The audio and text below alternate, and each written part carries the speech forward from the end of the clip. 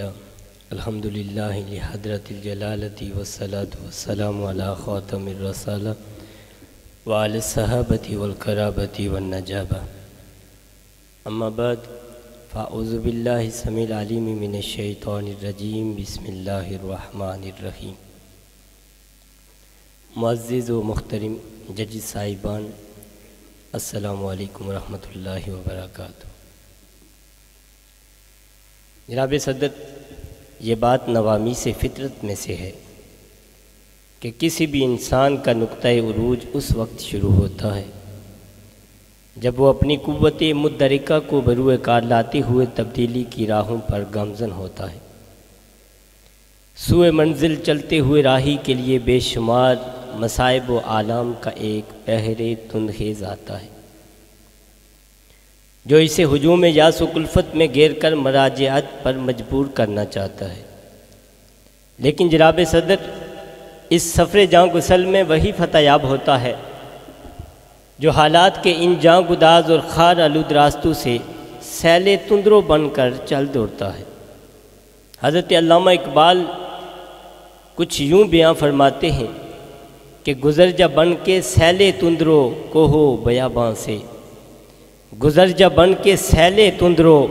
کوہو بیاباں سے، گلستان راہ میں آئے تو جوئے نغمہ خواں ہو جا۔ جب میں تاریخ کے اوراق کو پلٹتا ہوں اور میں 1450 سال پیچھے جاتا ہوں، اس رفیق اول کو پاتا ہوں کہ جس نے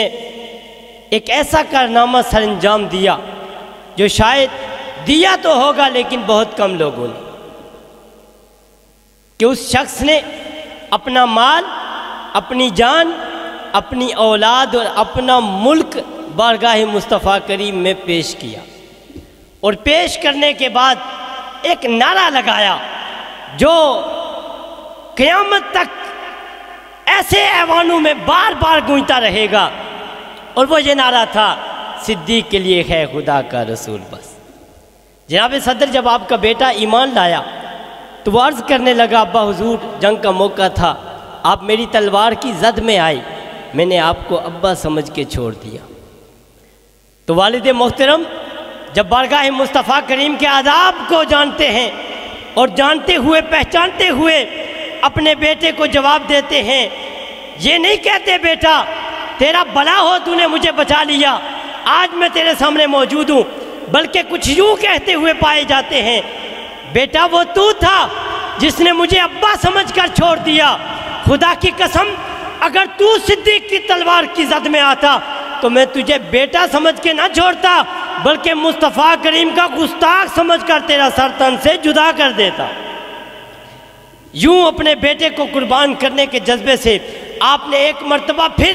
یہ اعلان کیا، او جہاں والوں سنو، صدیق کے لیے ہے خدا کا رسول بس۔ جناب صدر، بارگاہ مصطفیٰ کریم سے جب یہ اعلان ہوتا ہے کہ مال جمع کروایا جائے تو یہ شخص اٹھتا ہے، اپنے گھر میں جا کر اپنے گھر کے سارے سامان کو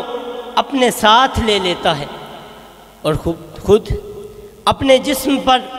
ٹاٹ کا لباس زیب تن کرتا ہے اور مصطفیٰ کریم کی بارگاہ میں حاضر ہو کر آ کر یوں کہتا ہے، یا رسول اللہ میں تو اپنے گھر کی دیواروں پر بھی ہاتھ پھیر آیا ہوں کہ کوئی چیز ایسی بدقسمت نہ رہے جو مصطفیٰ کریم کے قدموں پہ قربان ہونے سے گریز کر جائے، اس لیے میں اپنا سارا مال آپ کی بارگاہ میں لے آیا ہوں اور یہ اعلان کر رہا ہوں کہ صدیق کے لیے ہے خدا کا رسول بس۔ جناب صدر، پھر وہ وقت آتا ہے کہ مصطفیٰ کریم جب ملک چھوڑنے کے لیے اس رفیق کے پاس جاتے ہیں تو وہ اس رفیق کو یوں پاتے ہیں کہ وہ شخص اپنے گھر کا دروازہ کھول کے کھڑا ہوتا ہے، آدھی رات کو جاگ رہا ہوتا ہے، اونٹنیوں کو سواری کے طور پر تیار کر کے کھڑا ہوتا ہے، اپنے گھر میں چراغ جلا کر کھڑا ہوتا ہے اور گویا یوں کہہ رہا ہوتا ہے، یا رسول اللہ میں تو اس رات کی اندھیری کوٹھریوں میں گم یہ اعلان کر رہا ہوں اور اس اعلان میں اس رات کو صبح بنائے کھڑا ہوں، صدیق کے لیے ہے خدا کا رسول بس۔ جناب صدر، میں اپنی تقریر کا اہتمام اسی پر کرتا ہوں کہ ہاں قیامت تک کے لیے یہ اعلان اسی طرح گونجے گا، صدیق کے لیے ہے خدا کا رسول بس، وما علینا الا البلاغ۔